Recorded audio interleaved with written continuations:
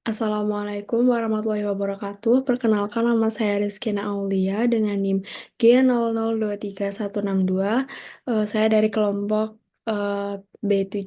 Di sini saya akan menerangkan tentang berbagai macam anatomi bab neuroendokrin, yaitu ada eh, area Brodmann, ada encephalon, dan masih banyak lagi.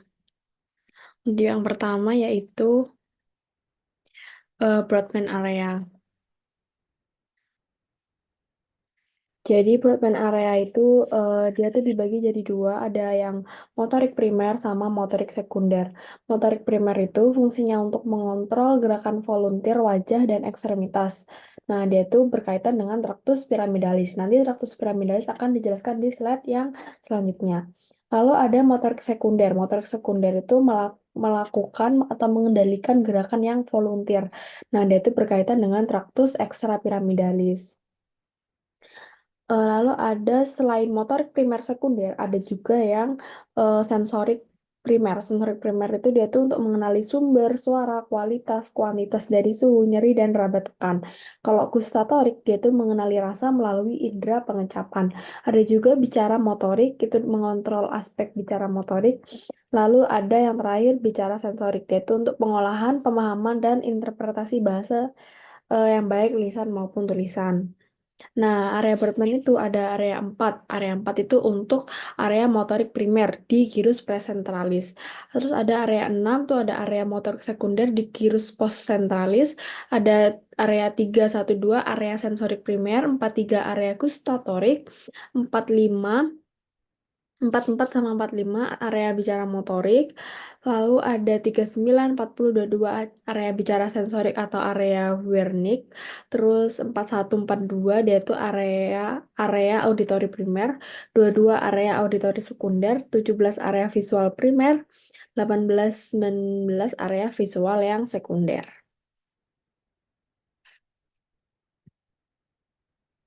Nah, tadi kan traktus piramidalis. Traktus piramidalis tadi yang berkaitan dengan motorik primer. Jadi, traktus piramidalis itu traktus itu kan kumpulan dari serabut saraf. Nah, traktus itu di traktus piramidalis nanti ada traktus corticospinalis, dia tuh dari korteks cerebri ke medula spinalis. Jadi, traktus piramidalis itu dia tuh merupakan jaras dari area motorik primer dan sekunder. Jadi, dari area 4 dan 6. Broadman 4 dan 6. Nah, yang berjalan menuju medula spinalis, lalu dia berakhir di kornu anterior medula spinalis, eferen. Nah, saat melewati decussatio piramidalis, terdapat serabut yang menyilang ke arah kontralateral. Namanya traktus corticospinalis lateralis itu yang menyilang. Kalau yang tidak menyilang nanti ada namanya traktus corticospinalis yang anterior. Ini yang traktus ekstrapiramidalis. Nah, traktus ekstrapiramidalis. Jadi, pada neonatus, sistem ekstrapiramidalis itu belum berkembang sempurna. Nah, salah satu efeknya itu otot tangan bayi bisa berkontraksi, namun belum bisa menggenggam benda dengan benar. Nah, traktus ekstrapiramidalis itu dia itu berfungsi sebagai pengendali aktivitas motorik yang dicetuskan oleh korteks motorik cerebri dan traktus piramidalis. Nah, dia tuh fungsi keturunannya untuk menunjang fungsi traktus piramidalis. Nah, traktus ekstrapiramidalis dia tuh terdiri dari traktus vestibulospinalis yang fungsinya sebagai keseimbangan dan tonus otot, traktus reticulospinalis ventrolateral yang berasal dari pons, traktus reticulospinalis lateralis yang berasal dari medula oblongata, dan traktus tectospinalis berasal dari mesencephalon menuju ke medula spinalis. Selanjutnya ada anatomi ensephalon. Jadi ini adalah gambar dari embriologi ensephalon. Jadi ensephalon itu dibagi jadi 3 bagian. Awalnya ada prosencephalon, mesencephalon, sama rhombocephalon. Nanti prosencephalon dia itu dibagi lagi jadi 2 bagian. Ada telecephalon, ada diencephalon. Nah, telecephalon nanti dia itu akan menjadi cerebrum. Lalu diencephalon dia itu akan menjadi talamus, hipotalamus, epitalamus, dan retina. Nah, kalau si mesencephalon nanti dia itu akan menjadi mesencephalon. Nah, dia itu menjadi brainstem atau midbrain. Lalu rombosefalon dia itu akan dibagi jadi dua, metensefalon sama milensefalon. Yang metensefalonnya dia itu akan jadi pons sama cerebellum, mil milansefalonnya dia itu jadi medula oblongata dan medula oblongata. Lalu yang bawah sini itu nanti ada spinal cord. Nah, ini anatomi mesencephalon itu ada otak, ada corpus callosum di sini, ada diencephalon, ada hipofisis, ada cerebellum, ada pons, midbrain tadi, terus ada medula, terus ini yang panjang yang di area inferior ada spinal cord, medula spinalis. Lalu selanjutnya ada anatomi medula spinalis. Yang pertama kita akan membahas ini dulu.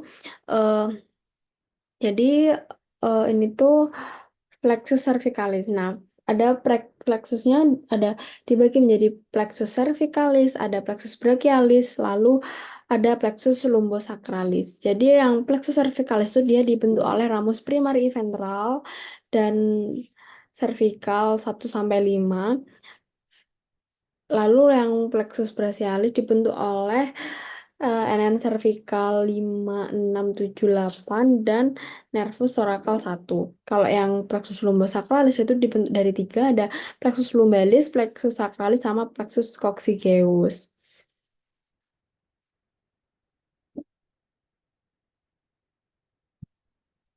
Nah, ini tuh ada eh, anatomi medula spinalis. Jadi di sini. Nah, anatomi medula spinalis. Jadi di medula spinalis itu ada struktur eksternal sama struktur yang internal. Yang eksternal dia itu ada visura mediana anterior, ada sulcus mediana posterior, ada sulcus anterolaterales atau tempat keluarnya radix anterior atau radix efferent atau bisa disebut juga radix motorik. Ada sulcus posterolaterales, tempat keluarnya radix posterior, radix afferent, dan radix atau radix sensorik. Lalu itu di bagian eksternanya. Kalau di bagian internanya ada substansia alba sama substansia grisea. Nah, substansia alba ini dia itu nanti warnanya putih karena isinya adalah serabut saraf yang terselubung oleh myelin. Nah, substansia alba itu dia itu dibagi jadi 3 bagian. Ada funiculus anterior, funiculus lateral, funiculus posterior. Nah, ada substansi alba sama substansia yang grisea. Yang grisea itu warnanya abu-abu karena didominasi oleh badan sel saraf. Nah, di tengahnya substansia grisea itu ada kanalis centralis yang nantinya akan terisi LCS hingga ke ventriculus terminal.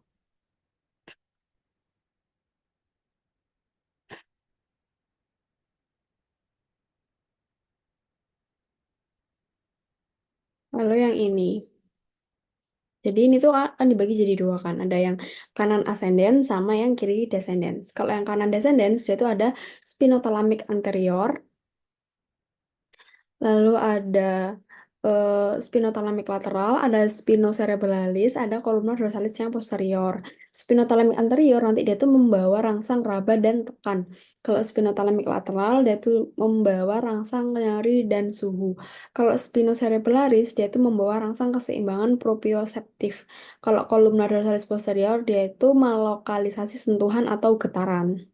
Kalau yang kiri descendens, yaitu ada tractus corticospinalis anterior dan lateral. Dia itu untuk pergerakan otot-otot yang volunteer. Lalu ada tractus rubospinalis. Lalu ada dia itu untuk fungsinya untuk koordinasi gerakan otot kontralateral.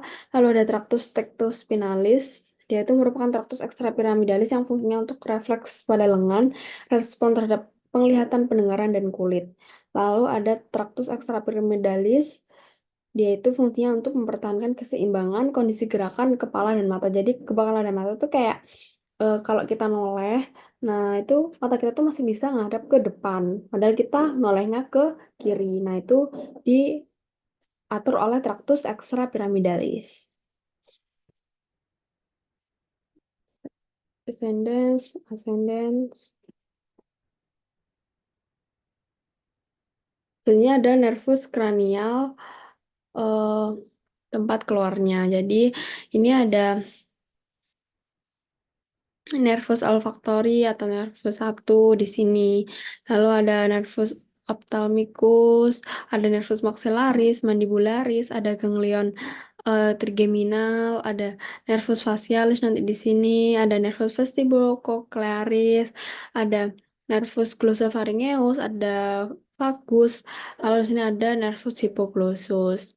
Nah, di sini juga ada bulbus olfactorius, di sini ada nervus opticus, ada nervus 2, ada nervus oculomotorius, ada nervus abducens, ada nervus cochlearis, ada nervus trigeminus, dan nervus accessorius.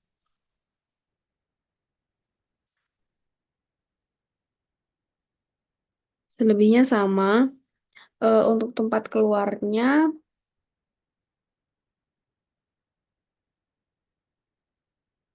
untuk tempat keluarnya nervus-nervus kranial ini,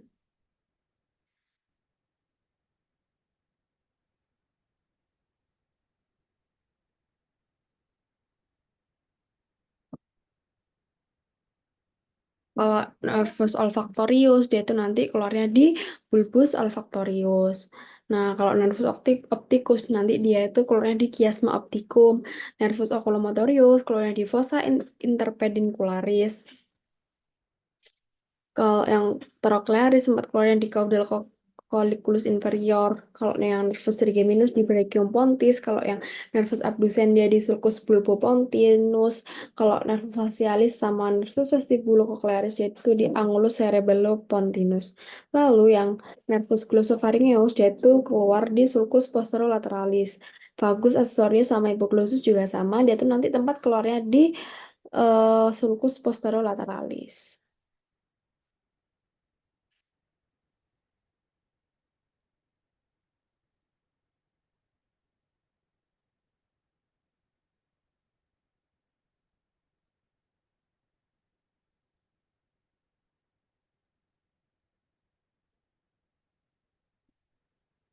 Lalu ada juga tempat keluar yang keras, yaitu eh, nervus olfactorius, nanti dia keluarnya di lamina cribosa.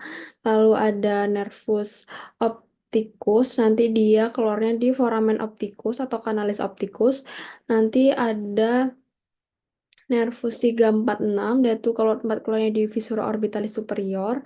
Terus nervus maxillaris 5 cabang 2 dia tuh nanti keluarnya di foramen rotundum, lalu nervus 5 cabang 3 dia keluarnya di foramen oval, nervus 7 dan 8 facialis dan vestibulocochlearis dia tuh nanti tempat keluar kerasnya ada di meatus austicus internus, lalu ada nervus 9 10 11 glossopharyngeus accessorius sama 11 itu nanti dia ke tempat keluarnya di foramen jugulare, lalu nervus 12 atau nervus hypoglossus nanti tempat keluar kerasnya ada di kanalis condylaris atau kanalis hipoglossi. Selanjutnya ada circulus arteriosus yang Willisi.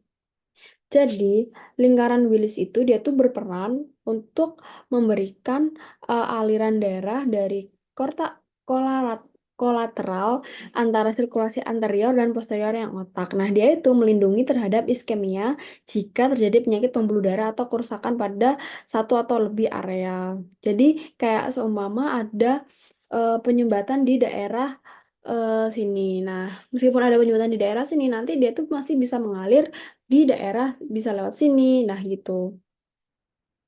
Jadi kayak melindungi terhadap iskemia jika terjadi penyakit pembuluh darah atau kerusakan pada satu atau lebih area. Jadi, Circulus arteriosus Willis itu dia ada yang pertama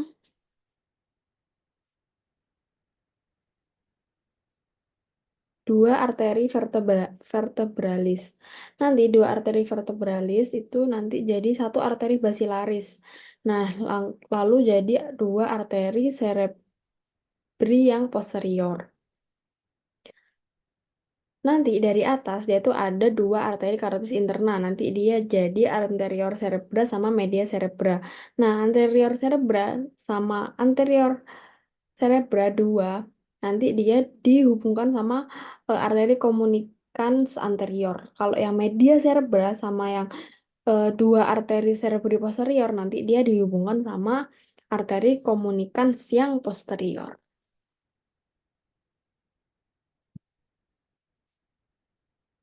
Ini jalur penglihatan dari media refrakta sampai ke otak. Jadi ini ada anatominya, di sini ada kamera anterior bulbi, di sebelah sini ada kamera posterior bulbi, ada corpus ciliare, ada facies posterior, ada ora serrata, lalu ada corpus vitreum di sini, lalu ada excavatio di sini. Nah, ini juga ada yang di bold aja, yang corpus ciliare, dia itu terdiri dari processus ciliaris sama musculus ciliaris. Nah, dia tuh processus ciliaris itu yang warna putih ini, kalau yang eh, musculus ciliaris itu yang kayak berbentuk otot gini. Nah, jalur penglihatan dari media refrakta sampai ke otak itu dia tuh awalnya dia tuh kan cahaya tuh ke retina. Lalu setelah retina dia tuh diteruskan ke chiasma optikum. Lalu dia menuju corpus geniculatum yang lateral. Ini yang pertama tuh kan dia di retina terlebih dahulu kan. Lalu dia ke chiasma optikum. Nah, dari chiasma optikum dia tuh diteruskan ke corpus geniculatum yang lateral. Lalu nanti dia diteruskan lagi ke area skriata.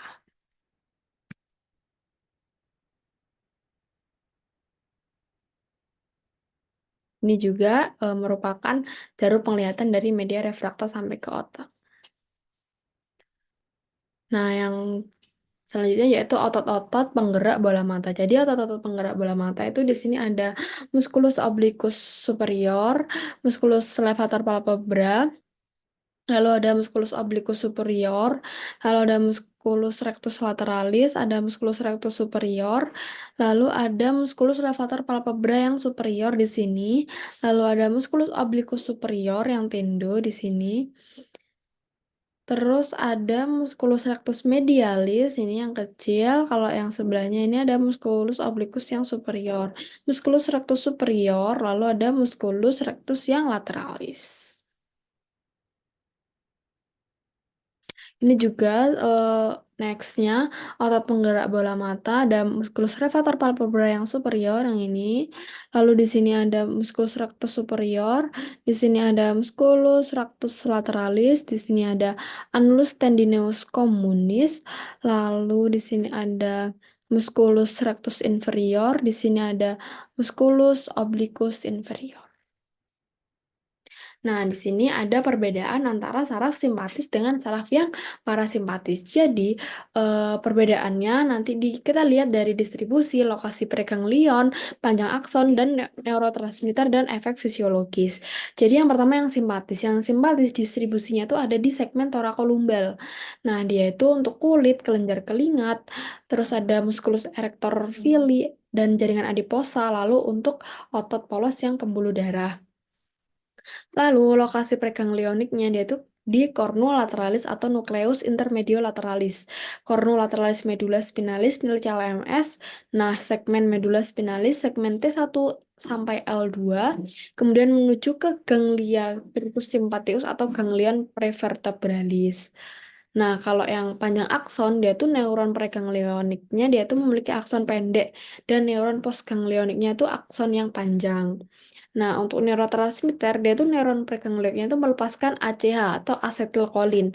Nah, sedangkan neuron postganglion kan neuron ada preganglion sama yang postganglion. Kalau yang postganglion itu melepaskan norepinefrin. Lalu efek fisiologis itu fight or flight. Lalu yang parasimpatis, distribusinya parasimpatis dia itu ada di segmen kraniosakral. Nah, dia itu terbatas pada kepala dan organ dalam dada, perut, dan panggul. Panggul itu di beberapa pembuluh darah saja. Lalu lokasi preganglioniknya dia itu ada nukleus saraf kranial 3 eh, 7, 9, 10 dan substansia grisea medulla spinalis segmen S2 sampai S4. Kraniosakral menuju ke ganglion terminal. Lalu panjang aksonnya tuh dia itu ada neuron preganglionik memiliki akson panjang dan postganglionik akson pendek. Neurotransmitternya dia itu preganglionik dan postganglioniknya dia melepaskan ACH. Beda sama yang simpatis tadi. ACH-nya cuma preganglionik yang postganglionik dia norepinefrin. Tapi kalau yang parasimpatis ini preganglion dan postganglionnya dia itu melepaskan ACH atau asetilkolin. Nah, efek fisiologisnya itu rest and digest, read and take a pup. Lalu ada modalitas saraf kranial. Eh, Sesuai tabelnya, kalau nervus olfactorius dia itu eh,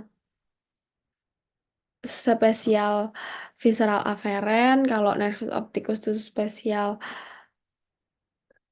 aferen gitu, kalau nervus oculomotorius itu general spesial aferen sama general visceral aferen, kalau trochlearis itu dia GSE, kalau trigeminus itu SFE sama GSA, abdusan itu GSE, facialis atau nervus 7 itu dia ada GFE, SVE, SVA sama GSA. Kalau vestibulocochlearis dia itu SSA, kalau glossopharyngeus dia itu GFE, SVE, GFA, SVA sama GSA dan seterusnya.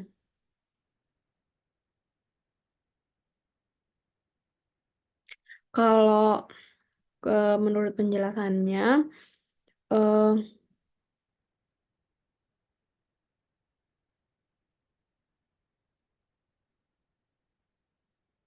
untuk yang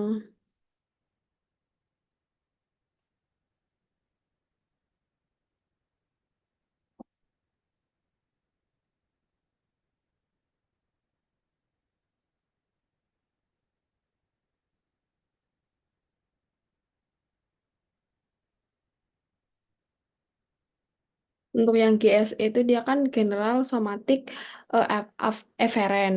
Nah, bedanya afferent sama efferent, kalau afferent itu dia menerima rangsang, kalau yang efferent atau yang E itu dia memberikan rangsang, memberikan responnya. Kalau GSE dia itu, contohnya ya ini, kalau GSE dia itu general somatic efferent, dia itu motorik atau secara sadar.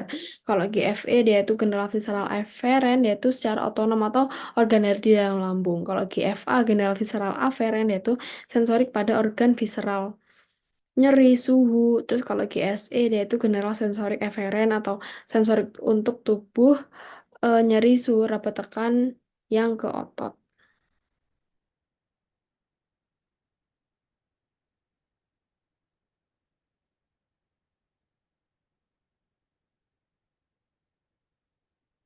Baik, sudah selesai.